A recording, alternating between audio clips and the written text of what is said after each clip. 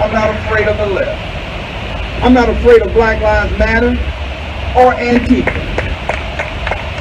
You know, it didn't. If it didn't, matter of fact, I just know, make sure I'm correct. It didn't one of the Black Lives Matter founders just buy a $1.2 million house. You know what's 1.4? Now this is one of the founders of Black Lives Matter who wanted to destroy the nucleus of the black family, get rid of the black male. As much as we talk about having black men or black fathers or fathers period in home. And she goes by a $1.4 million house, not on Bankhead Highway, not in Decatur. She bought it in a white neighborhood. That's a damn shame. Boy, I can't right now. I just can't. Bruh, this dude is hilarious. This dude is OD, man. He's OD. All right, guys. So we have a challenger in the Georgia governor race in 2022. Okay. And who we got up next in the ring is Big Vern, a.k.a. Field the Vernon Jones, stepping up to the plate to try to take down Brian Kemp. Okay. And if you guys don't know, Vernon Jones is a former Democrat and Georgia politician who became a Republican after coming out and supporting Trump in 2020. Now, Vernon Jones is a conservative Democrat, okay? And we're going to read a little bit more about his views a little bit later in this video, but he's a conservative Democrat, right? And he's found a home in the modern day Trumpian Republican Party. And now he is challenging Brian Kemp for the governor seat in Georgia after, a lot of Republicans are upset with Brian Kemp. So let's read a little bit more about Vernon Jones making his challenge. A former Democratic state lawmaker in Georgia who switched to the GOP after backing then President Trump's reelection bid on Friday announced a 2022 Republican primary challenge against Governor Brian Kemp, who sits high atop the former president's list of political targets. The former lawmaker, Vernon Jones, tweeted Thursday evening, "The time has come. Georgia's ready." He announced that he will hold a press conference Friday morning outside the Georgia State Capitol building in downtown Atlanta to announce his candidacy. As he formally launched his gubernatorial bid outside the state capitol, Jones called his campaign the beginning of a movement whose time has come. And he said that, quote, "For those of you who feel the incumbent governor didn't fight for you, a new day has come." All right. So that's a little bit about Vernon Jones in terms of him running. Now, let's read a little bit about Vernon Jones's kind of beliefs and who he is as a person, just so that you guys have a little bit of understanding before I get into my analysis about what this means for the governor race overall in 2022. So this was written in 2008 when Vernon Jones was the CEO of DeKalb County. And I think this write-up does a good job of describing who Vernon Jones actually is. Ask Vernon Jones which political figures he admires, and he answers without a pause. World War II Army General George Patton.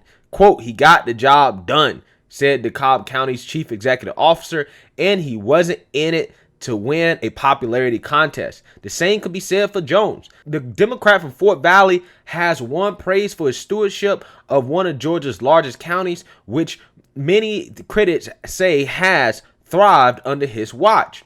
But he also has ruffled feathers throughout his 16 years in public life, a litany of personal foibles and what some describe as bullying professionals have all often overshadowed his political skill. Jones, 47, argues the criticism has been overblown by the liberal media. Keep in mind, he's a Democrat saying this, okay? He has responded by campaigning for the U.S. Senate, taking his case directly to voters, many outside his metro Atlanta base. "All I ask you is to look at my record," Jones said. "What does my personal life have to do with people losing their jobs, who can't afford gasoline, who are losing their homes?" his message appears to be resonating. Jones was a top vote getter in the 5-man Democratic U.S. Senate primary July 5th. He now faces former state lawmaker Jim Martin in an August 5th runoff. The winner will take on Republican incumbent Saxby Chambers in November. Jones describes himself as an independent thinker and a conservative Democrat who supports faith-based initiatives, tough immigration laws, and fiscal responsibility.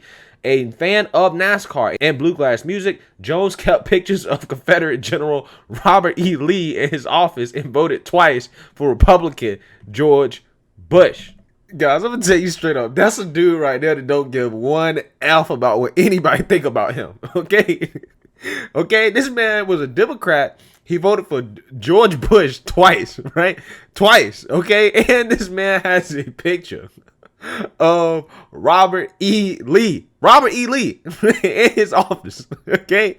This man gives no F's, okay? I love it. I love it. I love it. I love it. Still, in his bid to become Georgia's first black U.S. senator, Vernon Jones has enthusiastically embraced Democrat Barack Obama's presidential bid. Obama coasted to a win in Georgia's February 5th presidential primary, and Jones is hoping Obama's coattails have room for him. You have the opportunity in Georgia to get 2 for 1, Jones said in an overwhelmingly black conference of Christian educators in Middle Georgia. Don't come down on the wrong side of history. Just a country boy. Jones' history as a self-proclaimed country boy began on a tobacco farm without indoor plumbing in Laurel Hill, North Carolina. He was the 5th of 6 children. Saturdays were spent swimming in a local creek or fishing at night by lantern light, and church was a Sunday staple. His father, a World War II veteran, gave him a shotgun when he was 12 to shoot rabbits for dinner. Jones said his rural upbringing made him a supporter of gun rights and a staunch environmental advocate. One of his signature accomplishments as DeKalb County's leader has been to preserve thousands of acres of green space, even as development there has exploded, including helping the federal protection for Arabia Mountain. Jones graduated from North Carolina Central University and soon made his way to Atlanta, where he landed a job at MCI. All right, that's enough there. So that gives you a background on Vernon Jones, right? Who he is, right? Because people don't really know that much about him. And kind of like myself, Vernon Jones is from rural North Carolina, okay? And that has shaped his views on politics in the world, kind of like myself. And I actually, reading that, I feel like, damn, me and Vernon Jones kind of agree on all the same stuff, okay? So, it's just funny how that works, right? So he's from North Carolina, country boy like myself. Naturally, I'm a supporter, okay? I'm a supporter of Vernon Jones. That's my guy, okay? That's my guy. Now, the question is, can he beat Brian Kemp in the primary? Yes. Most definitely he can beat Kemp, right? Because at this point, Trump has the influence in the party to basically be a kingmaker. At least that's what we think right now. And it looks like that whoever he endorses is going to win in these red state primaries. That it is what it is, right? So I do believe that he can beat Kemp pretty handily, pretty easily. But then comes the actual general election, in which, most people think that Stacey Abrams is going to be the Democrat primary challenger. Okay. And I think that that's going to be tough, right? That's going to be tough. And the key really to victory is going to be how much of the black Democrat vote can Vernon Jones actually cipher off from Stacey Abrams, right? Because Stacey Abrams is basically the Jesus of the Democrat Party in regards to getting black people to vote Democrat. Okay, they go to her for that. And obviously in a state like Georgia, where Atlanta is a major metropolitan area, a large black population, that is a big advantage for her. Okay. So the question is, can Vernon Jones cipher off just enough black votes to win? That's what the question is. Obviously, he's not going to win them all, okay? But he needs to get enough. Now, again, I have a serious question about whether or not he can actually do that, even with Trump's support, okay? I think it's going to be tough, but I think it's definitely possible. It's definitely possible. Okay. And again, I know you guys don't like identity politics. I know, but I'm just keeping it real with you. Politics is built on identity politics, whether it's Democrats or Republicans. It just is what it is. And in this situation right here, it's going to be very intriguing to see a black male Republican run against a progressive black Democrat woman.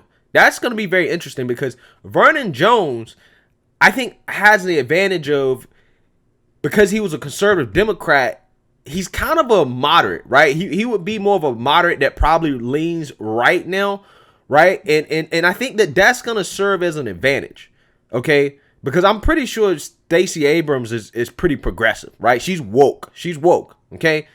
But Vernon Jones is not woke, or at the very least, he's not progressive woke. He might be woke in some other ways, to be quite honest with you, but he's not progressive woke. And I think it's going to be interesting to see how the Democrats try to play identity politics with this one, okay? Because they can't accuse Vernon Jones of being racist. They definitely can't accuse him of that.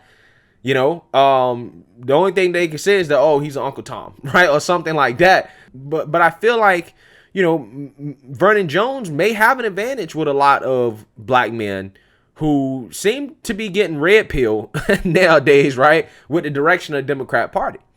So it could be one of those things where Vernon Jones could have an advantage. Even though it's an R by his name, he's probably definitely more moderate, right? To a certain extent.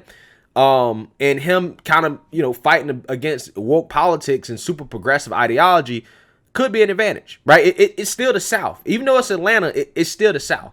And obviously with Trump's backing, he's going to get a large share of the Republican vote. It really just comes down to, can he cipher off enough Democrat votes? And him being a moderate, I think that makes it possible that he can do it, okay? So one more thing that I'm concerned about here. Okay, before I close this video with Vernon Jones, if he actually does win the governor race, I'm very concerned what will happen, for example, if Trump runs in 2024 and Trump loses Georgia, right, in the general election. I'm very concerned in terms of what the rhetoric will be at that point, because one of the things that Vernon Jones is running on is the idea that, well, you know, Brian Kemp didn't get the job done, okay, in regards to the election stuff, okay? And that's what he's saying. So with that being said, if the same thing happens in Georgia again, if it goes blue in 2024, if Trump runs, is Vernon Jones going to take the fall for it? So to me, I mean, that's a political calculation, is a political risk that, you know, I'm pretty sure that Vernon Jones has thought through very much. But, you know, he's come out and he says he's up for the task. Okay, he's marketed himself as somebody that's gonna do what Brian Kemp didn't do, apparently. Okay, and to me, that's interesting. That's very, very interesting the way he frames that. So we'll see what happens. But, you know, I like Vernon Jones. I'm glad he's doing this. It's gonna make politics really, really interesting to watch when it comes to this Georgia race next year, and we'll see what happens. So let me know what you guys think. Make sure you like, comment, and subscribe. Most importantly, share a black conservative perspective. Peace.